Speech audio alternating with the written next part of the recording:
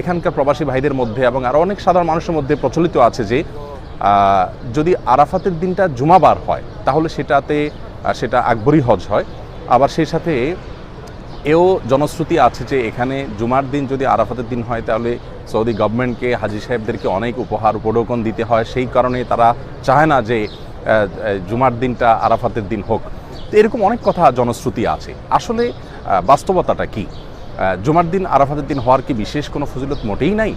আর যদি থাকে তাহলে তার পরিমাণ কতটুকু? আমরা যারা পৃথিবীর বিভিন্ন প্রান্তে অবস্থান করছি, যারা নিজেরা হজ করতে আসেনি এবছর, তাদের জন্য আলহামদুলিল্লাহ হজ্জে আকবরটা কি? আল্লাহ রাব্বুল আলামিন কোরআন হাকিমে সূরা তওবার মধ্যে যে বলেছেন ওয়া আযানু মিনাল্লাহি ওয়া রাসূলিহি ইয়াউমুল হজ্জিল আকবর, এখানে হজ্জে আকবর বলতে কি বোঝানো হয়েছে? যে আরাফাতের দিনটা জুমার দিন হলে সেটাই কি হজ্জে আকবর হবে কিনা? তো এই বিষয়ে আমরা নবী করিম সাল্লাল্লাহু আলাইহি ওয়াসাল্লামের যে হাদিস সেটা খুললে আমরা দেখি যে মূলত